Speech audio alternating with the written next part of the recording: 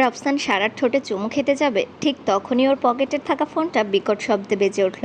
রাফসান চরম বিরক্ত হয়ে সারাকে এক হাত দিয়ে শক্ত করে ধরে রেখেই পকেট থেকে ফোনটা বের করলো। স্ক্রিনে দেখলো রোহান নামটা জলজল করছে।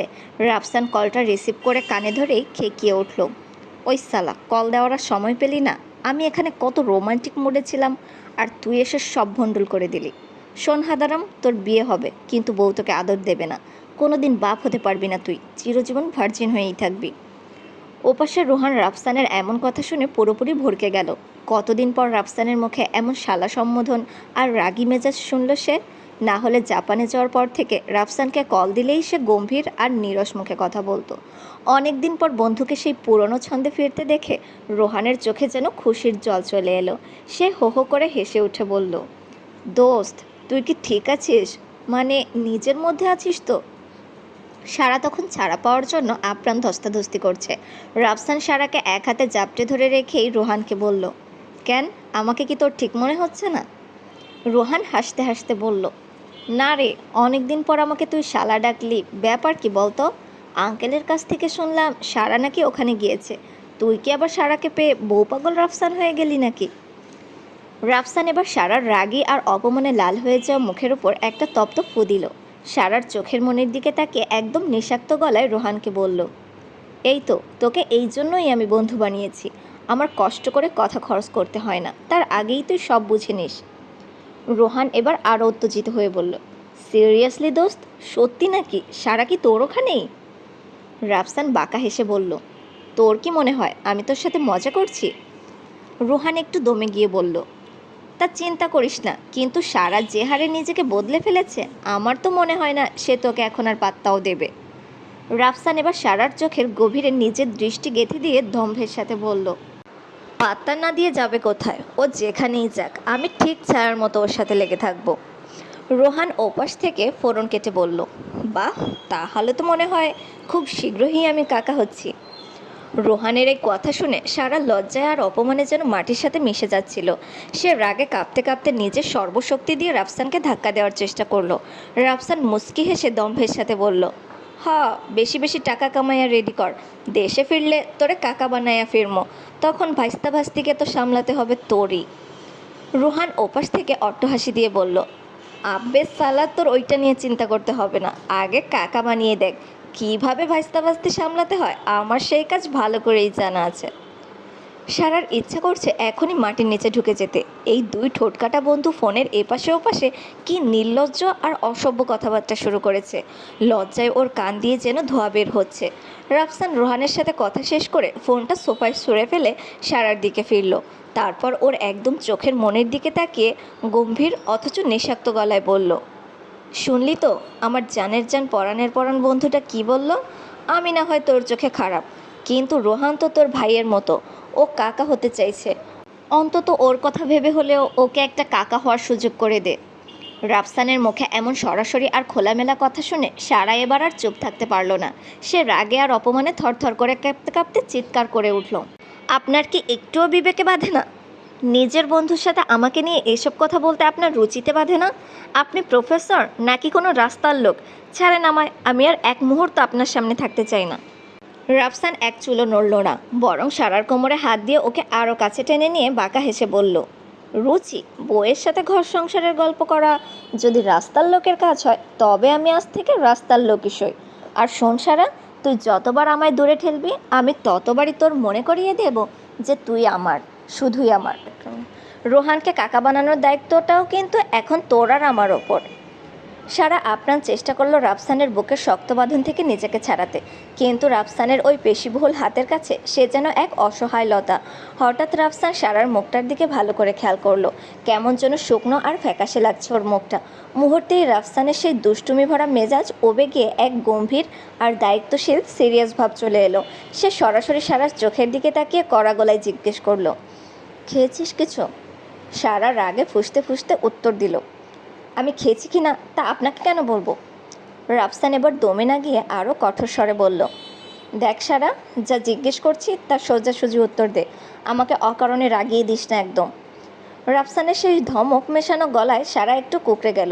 বাধ্য হয়ে নিচু স্বরে বলল, না, খাইনি। রাফসানের মনে পড়ল বাড়িতে থাকতে সারা প্রায় নুডলস খেতে খুব পছন্দ করত।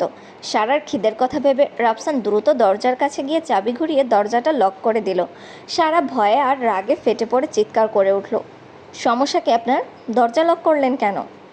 রাফসান সারার দিকে ধীর পায়ে এগোতে এগোতে এক অদ্ভুত মাদকতা ভরা গলায় বলল, লক করেছি বাসর করব বলে, আজকে তোকে বাচ্চার আম্মু বানিয়ে ছাড়বো।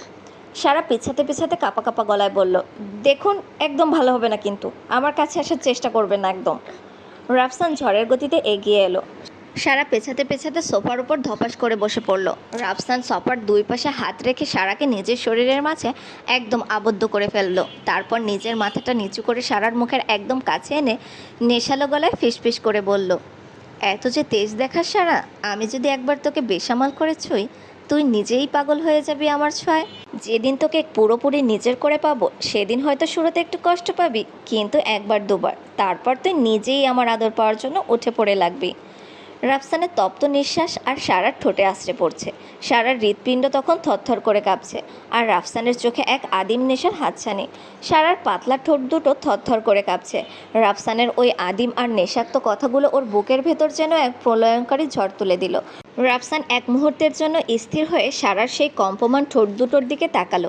নিজের উপর নিয়ন্ত্রণ রাখা তখন ওর পক্ষে অসম্ভব হয়ে দাঁড়িয়েছে। সারা কিছু বুঝে ওঠার আগেই, কোনো প্রতিবাদ করার সুযোগ দেবার আগে রাফসান নিচু হয়ে সারার সেই কাঁপা কাঁপা ঠোঁটে একটা গভীর আর তৃষ্ণার্ত চুমু খেলো। মুহূর্তের জন্য সারা যেন পাথর হয়ে গেল। ওর সারা শরীর দিয়ে যেন এক তীব্র বিদ্যুৎ তরঙ্গ বয়ে গেল। চুমু শেষ করে রাফসান এক ঝটকায় সরে এলো। তারপর একটা বিজয়ের হাসি দিয়ে স্বাভাবিক ভঙ্গিতে কিচেনের দিকে চলে গেল। সারা সোফার ওপর ওভাবেই স্তব্ধ হয়ে বসে রইল। ওর মস্তিষ্ক যেন কাজ করা বন্ধ করে দিয়েছে। রাফসানের এই অতর্কিত আক্রমণ, এই অদ্ভুত অধিকার আর চোখের পলকে ঘটে যাওয়া সব কিছু যেন সারার মাথার ওপর দিয়ে গেল। সে শুধু নিজের ঠোঁটে লেগে থাকা রাফসানের সেই তপ্ত স্পর্শটুকু অনুভব করতে লাগলো আর বিড়বিড় করে বলতে লাগলো, এই লোকটাকে সত্যিই মানুষ নাকি কোনো মায়াবী দানব? সারা নিজের পেটে হাত দিয়ে সোফায় গুম হয়ে বসে রইল। খিদের জ্বালায় পেটের ভেতর যেন ইঁদুরগুলো দৌড়াদৌড়ি করছে। রাফসানের ওপর ওর প্রচণ্ড রাগ আর বিরক্ত হচ্ছে। লোকটা ওকে এভাবে আটকে রেখেছে কেন? নিজের ফ্ল্যাটে যাওয়ারও পথ নেই। বেশ কিছুক্ষণ কাটার পর সারা অনিচ্ছা সত্ত্বেও পা টিপে টিপে রান্নাঘরের দিকে এগিয়ে এলো। আর সেখানে ঢুকতেই ওর চোখ জোড়া চরক গাছ। দাপুটে প্রফেসর রাফসান চৌধুরী দাঁড়িয়ে দাঁড়িয়ে ছুরি দিয়ে পেঁয়াজ কাটছে, আর পাশের চুলায় নুডলস সেদ্ধ হচ্ছে। রাফসানের ওদাম গা ঘেমে ফর্সা পিঠটা আগুনের তাপে চকচক করছে। সারা হঠাৎ খেয়াল করলো রাফসান কেমন যেন ঘন ঘন নাক টানছে। কৌতূহল সামলাতে না পেরে সারা এগিয়ে গিয়ে রাফসানের একদম পাশে দাঁড়ালো। তাকাতেই দেখলো রাফসানের দু চোখ বেয়ে পানি গড়িয়ে পড়ছে। একটা শক্তপোক্ত পুরুষের চোখে পানি দেখে সারা দমে গেল।